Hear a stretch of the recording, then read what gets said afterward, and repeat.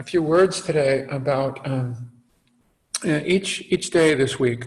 We'll be addressing one of the four exertions or the four endeavors that are central in Buddhist psychology, and with very pragmatic, practical implications. And the first one, and this is a very user-friendly translation of it, which we will use this morning, is when the wholesome is around, when a wholesome state of mind is around, do your best to keep it around. Now, this may seem like an overly simple instruction. So many of these instructions, these pith instructions, are simple but not easy. I remember even when I first found this instruction, I thought, well, no, that's too simple. It's got to be more complicated than that. You know, I'm interested in wisdom. I'm interested in the truth, not in like keeping the wholesome around. You know, I don't need that. And what kind of overly simple practice is that? Yeah, I've come to appreciate it quite a bit. And why is it important? If the wholesome is around, keep it around. What would that have to do with this practice, with our overall sense of well-being? First of all, we have to keep in mind that at the heart of the Buddhist teachings is the addressing of suffering, dukkha, and how we participate in co-creating it ourselves, how we participate in that. The parts of that we participate in. You know, you've all heard of the word dukkha, suffering. Well, there's some things that we can't do so much about. The existential unavoidables, like getting older, getting sick, dying. Yeah? But there are some, and these are the ones that the Buddha addressed in his teaching, that we can do something about if we pay closer attention. If we pay closer attention. And so many of the practices are, let's pay attention to this. Let's pay attention. Try this. We think a lot in terms of games, making these things games, something we can kind of noodle around with, like with kids, where kids are attracted to games. They're interesting. Remember, we used to play games? I find it much more helpful to go in this direction with this kind of thing. So the game would be, when the wholesome is around, keep it around. Do your best to keep it around. And it's an important skill set all by itself. Yeah. The Buddha said that, you know, the original definition of dukkha from the Pali means, these were the days where they had oxen in carts, you know. He said, you know, it's like when the axle doesn't fit well in the wheel well of the cart. Every time the wheel turns around, it bumps, it bumps, it bumps, it bumps, it bumps. He said, a lot of our dukkha is like that.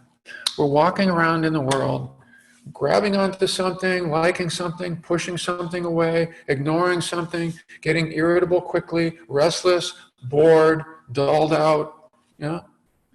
And we're bumping along. So it's not terrible suffering, but it's more of an ongoing, chronic, low-grade dis-ease that is often part of the landscape of our experience with life. Isn't it so? Yeah. And so and this is one of the areas that is one of the first levels of insight, inquiry, investigation. Yeah.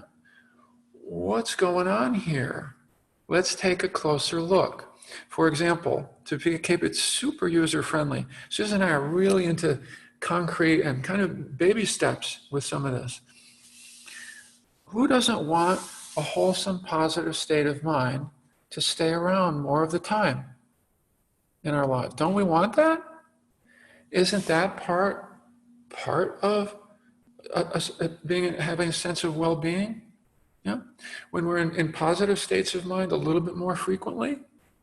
where we're not so easily pulled in by the negativity bias to focus on the thing that's not done well, that needs to be done, that we find a little bit distasteful, etc., the way we're pulled in those ways, yeah? Wouldn't we like a little bit more of that? We have some of those moments, and when they arise, those wholesome moments, they feel good, don't they? What do we mean by wholesome? Anything that uplifts the heart. Anything that uplifts the heart. Yeah. And when that's around, the encouragement, we'll say the game, if you like that way of framing it, is, oh, here it is, keep it around. Now, we have these ideas about non-attachment in Buddhism. No, I'm not supposed to be attached to the whole, to anything.